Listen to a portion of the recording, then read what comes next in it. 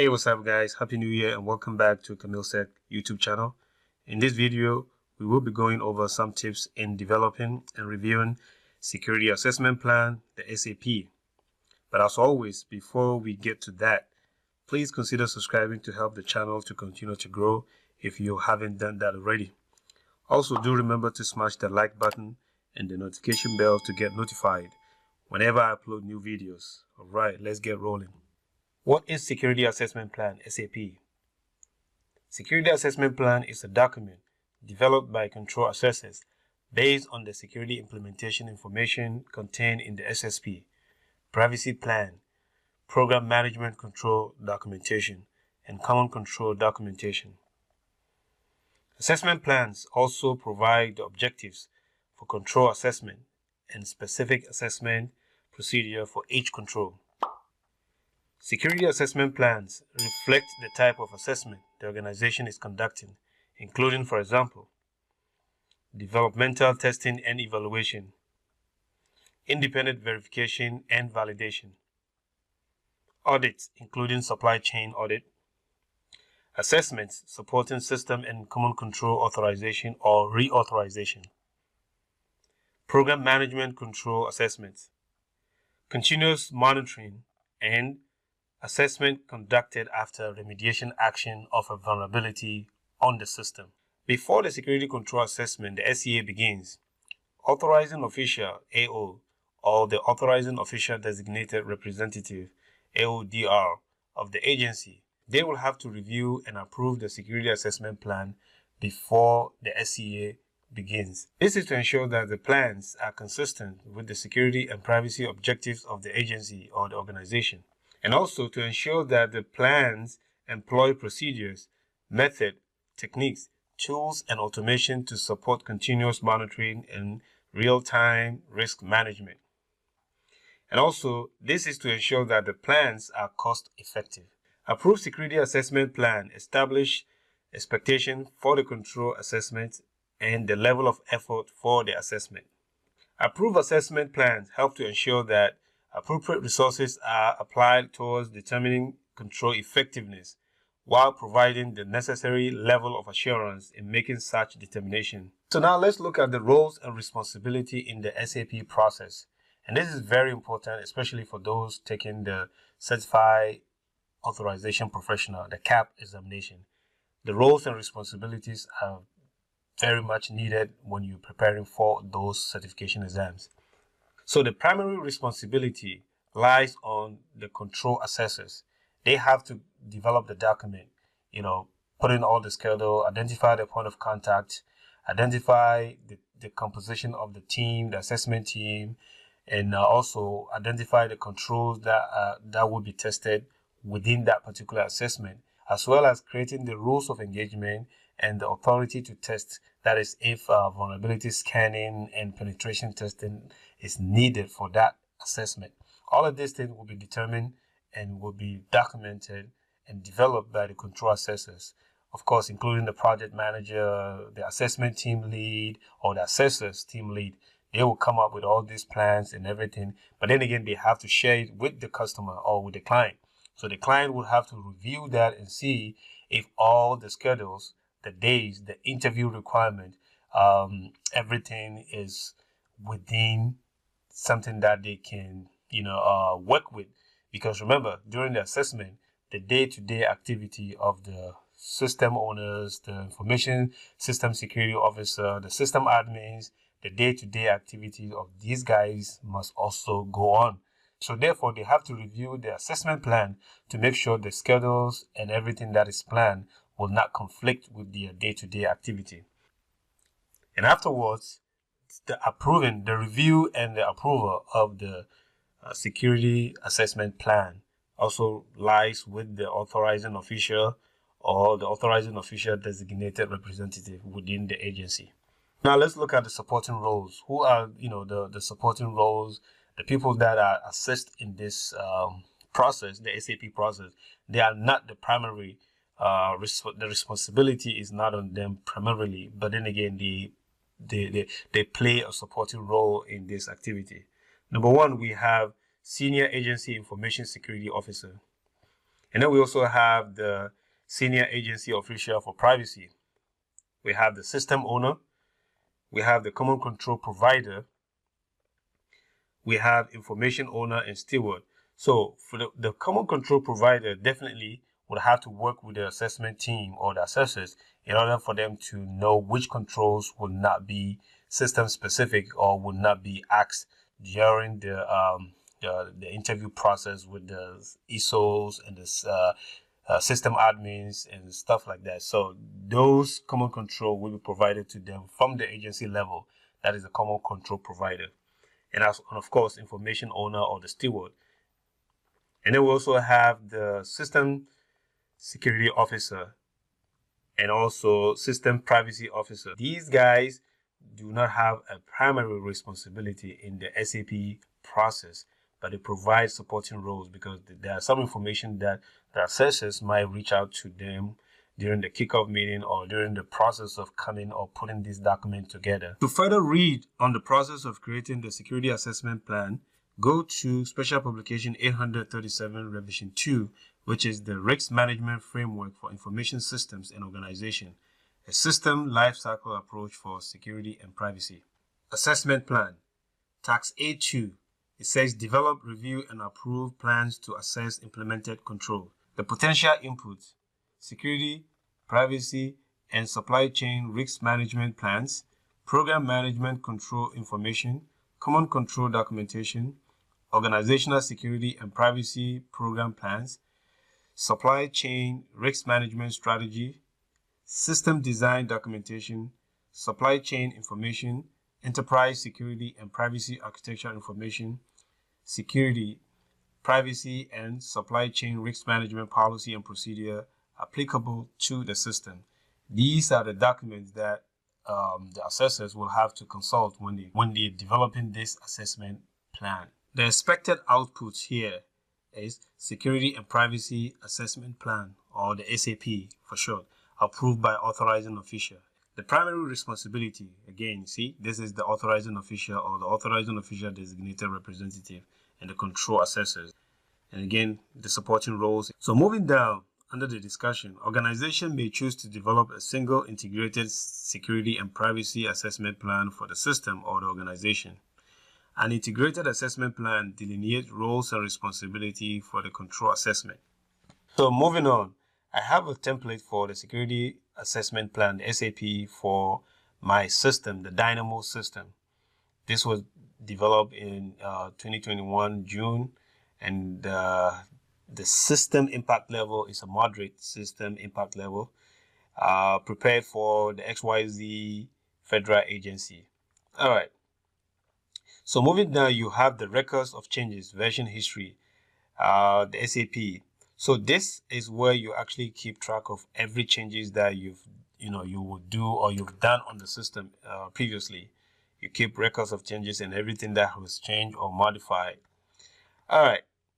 So moving on, we have the table of content. We have the scope, required documentation, assumptions and restrictions.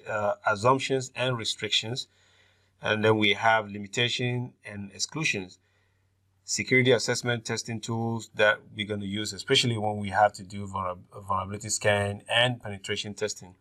And then also we have the security assessment approach, scanning authorization. And again, before any assessor can scan a client's system, they have to have what an authorization in the form of rules of engagement or authority to test. And also we have to document our schedule and how we intend to, the days and the time that we intend to conduct interviews, and if we're going to be on site, the date and the day and the time and everything will be included in the schedule. Security assessment report. Once we finish with everything that we're doing, the report that we're going to provide, we're going to talk about it here. And then the test method. We have the component identification, the hardware, the operating systems, network interface, access method, automated scans, results documentation. If we are required to do vulnerability scan and penetration testing, we need the scanning authorization letter. And also, the Appendix B will be the completed results table template, after our testing. So going through this document, you can easily modify any template that you have, change a few things, and then, you can create your own document to fit any particular situation that you're working on. So the scope here says the Imotech Solution Security Assessment Plan provides the roadmap for assessors to ensure that all aspects of the system have been adequately tested. The XYZ Dynamo System SAP is essential to ensuring that the necessary system enforced security safeguard and external countermeasures for the XYZ have been implemented. The plan affirms that the implemented security safeguard, countermeasures, and assurance are sufficient to reduce risk to an acceptable level as the XYZ operates. So basically, if you have this as a template, you can, pretty much keep the same lingo here, but then again, you have to modify the system names, to kind of reflect whatever system you're working with, the policies and everything, just pay attention to that, and then you can modify that. But the standard language for your organization, if they have a template, it's probably going to be the same. The only thing you take a look at or you pay attention to is the system name and the dates and stuff like that you have to modify on the template to come up with the new template. And again, you can always ask for a review by a colleague or a team member to make sure you didn't, overlook certain things or you didn't miss to update certain things in the document. So moving down, we have the required documentation, whatever documentation that is going to be required for the particular testing. The rules of engagement, this is not always required. It is only required when there is vulnerability scan, where the assessors will be scanning directly or they will be performing a penetration testing. That's where you will need the rules of engagement. Formal acceptance of the SAP plan, So the SAP plan will be delivered during the control testing and the vulnerability testing kickoff meeting. The testing boundaries defined in the SAP must be formally accepted either at the meeting or through a follow-up email by the system owner or the information system security officer. So this is saying that, once the assessors develop this document during the kickoff meeting, this document will be reviewed together in the meeting or on the call. And then if the client needs time to review then and then submit a formal approval or acceptance later on through the email, they can do that. But sometimes, in order to save time, you can pre-send this security assessment plan to the system stakeholders, the ISO, after the authorizing official approve it, to the ISO and everybody else for their review and to read before the kickoff meeting, so that you can speed up the process. Everything will be accepted during the kickoff meeting. All right, so moving down, you will need the system security plan in developing this assessment plan, the FIPS 199 to verify the system impact level, and contingency plan, applicable interconnection agreement. Whatever interconnection agreement you have, you can list them down. The system owner appointment letter, and then the ISO and the AISO appointment letters and everything. Signed letters, of course, that is needed here. Assumptions and restrictions. It is assumed that the XYZ has the best possible safeguard in place to protect the system and that all system documentation is complete and accurate as required in section 1 of the SSP. All right, so these are some of the assumptions. Basically, it's the same lingo in the document. You just read and make sure you change the system name and the dates and so on and so forth. So the limitation and exclusions, everything here is pretty much standard. Moving down here, we have the security assessment testing tools. So you just have to specify whatever tools you'll be using, especially when you're doing vulnerability scan. So here we can see that pretty much Nessus vulnerability scanner and web inspect. This shows that it is actually going to be just vulnerability scan. But if penetration testing will be included, you'll see tools like Mmap, you'll see tools like Burp Suite, you'll see tools like Kali Linux and Metasploitable Pro or Core Impact or any of the other tools that the penetration testers will be using. All right, so moving down, security assessment approach, whatever approach that you're going to be, you're going to use to assess that. But the most important point here is this table here, right? You have to make sure you identify the controls that will be tested, because not all the controls will be applicable, especially, it depends on what testing you're doing. If it's an annual testing of some portion of the controls, definitely not all the controls will be applicable. So this is where you have to pay attention to the controls that will be applicable to that particular testing that you're about to conduct. So in this case, all applicable management controls and enhancement within the moderate baseline. So pretty much saying that as long as it is within this control family, and then it is going to be applicable. So pretty much we're testing every control that is within the moderate baseline. This is what this is saying. So we have the three classes of the controls. We have the management, operational controls, and then we also have the technical controls, right? And then within that, it tells you exactly what controls will be applicable. It's not just this parent control, but also the enhancement. So whatever control and enhancement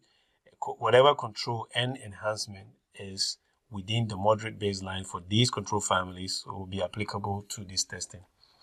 So I cannot stress this enough, right? So this is where you have to pay attention. Whatever controls that you will be testing, you just have to make sure you break them down in the management and operational and technical control, and then list them down, whatever controls that falls within these classes, and then they are part of the control that you'll be testing.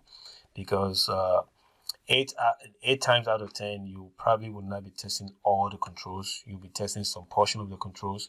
So pay attention to what controls are in scope, and then you make sure this table gets updated accordingly. All right, so we have the operational controls, all operational controls and enhancements within the moderate baseline. They are all included here. Likewise, the technical controls and everything, all the technical controls within the baselines are also included. So, for instance, here we're missing the technical control. We can easily add this. All right, so let's go here and put a bullet here. So we have access control, which is AC.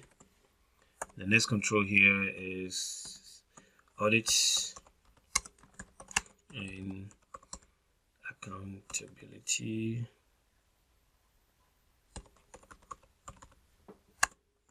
And that's going to be AU. And the next one here will be identification and authentication, the IA controls.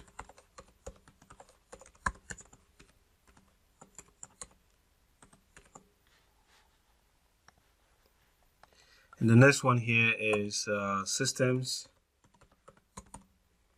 and communication, system and communication protection.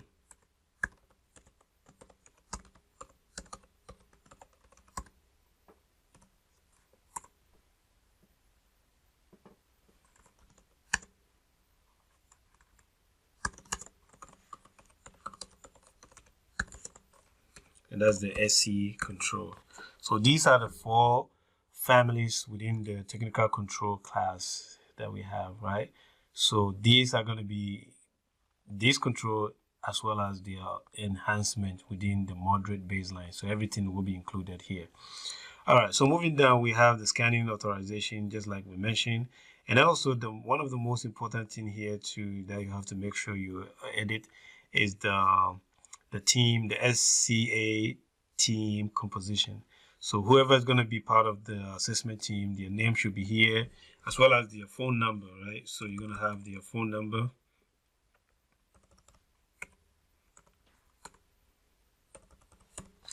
All right, and then the email as well, email address as well. So, all right, so this is how you update this. So you have these guys. We have the SCA project manager. We have the lead assessor. We have the assessment team member. We also have another team member here, and then the last team member here. Likewise, you're gonna update with your phone number and the email address, and make sure you capture those information. So the controls are very important. the team member composition, the SCA team composition, or the members of the SCA, that one is also very important. You have to capture that. The schedule, right? How you intend to test and everything, everything has to be captured, especially the date, because you have to get the buy-in of the client in terms of the date, the day, the time, of you doing the interview, because again, you also have the 95 and the job responsibility that they have to fulfill. So definitely you have to run that with them before you can schedule everything to make sure they have the buy-in. And then also during the kickoff, they can also review and see if it is not feasible. They will just push back a bit, and then you guys will work it out and come to a consensus, and then you can move forward. The test method. So obviously we have the 3 test methods. We do the interviews, we have the examine, which are all standard, right? And then the testing, so you identify that these are all standard lingo. The test criteria standard, and also how you report your failure or your pass. So if the controls are passed, you just say the controls are satisfied. If the control fail, you could probably say other than satisfied, or not applicable if the controls are not applicable within the testing range. So you can also do, but this is depending on the organization. Some will say fail, pass, so whatever lingo or whatever language they use to convey this message, if it is satisfied or pass, whatever it is in the template is going to be standard. All right, so the test location, if you're probably going to be testing some PE controls, and then you're probably going to go on site and stuff like that, the addresses and everything will be listed in terms of the test locations. The hardware components, that is going to be the component identification and everything. These can all be found in the SSP. You can just list them down in the location, the hardware component, and the location of the hardware components. The operating systems, the operating system that they have within the system, and again, these can all be found in the SSP in terms of the software inventory or the software and hardware inventory list. You can get all of that in the SSP. So that's why before you start creating this document, you need to have a copy of the SSP and other documentation that were listed in the tax 2 in the 837 revision 2, the assessment plan creation. So always refer to those documents when you're creating your assessment plan. All right, so the network interface, we have the web services. These are all what kind of interconnection they have and everything. You can just state that. The access method, if you have any list access for the XYZ, is there a way do you have a need to access it remotely and stuff like that? VPN access, internet access, and everything, stuff like that, you will be listed. All right, result documentation. The results of the testing and security requirement will be summarized in XYZ security assessment report. This is after everything has been completed, right? All right, so moving down, we have the authorization letter for scanning and pen testing, right? So if that is required, this is a sample rules of engagement that you can, create. So you have the people who will be actually running the penetration testing and the scanning. We have the names, Alaji and Paul Mice. These are all my guys. So I like to use my friend's name when I'm creating these videos. And then Daniel Opokoajimai is also the system owner, in my Dynamo system at least, right? So stuff like this, everything will be in the template, and you can update it and then, modify it with the names, the dates, the control requirement, and then the SCA or security control assessor or assessment team members. These are very, very important. All right, so before I end the video, you can also go to the FedRAMP.gov document template, where you can actually have access to some of these templates if you want to get more insight as to how the FedRAMP SAP template looks like. So you can download this. Once you download it, you can open it up and see how it looks. All right, so this is how it looks like. All right, so the third-party assessment organization, the 3PAO, assessment organization name goes here. So let's say if IMOTech is doing this testing, you have IMOTech Solutions, right? And then for a cloud service provider, the CSP, whatever CSP name, remember FedRAMP is for what? Cloud system, right?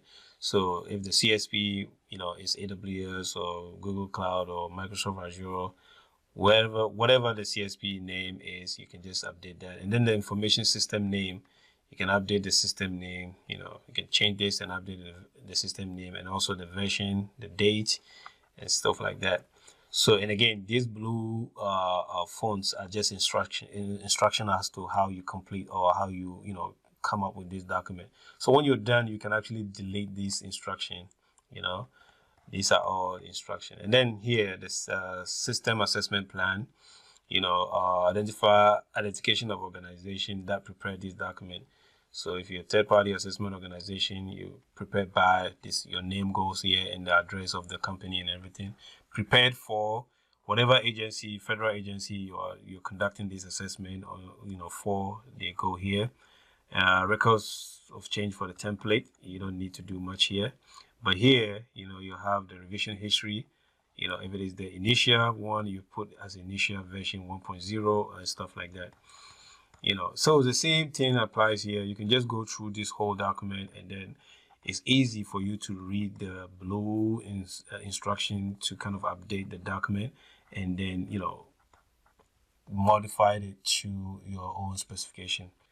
All right, guys, that's it for this video. If you find this video useful, do like, share, and subscribe to the channel. And also, please do comment below and let me know your thought on this video, and I will see you in the next video.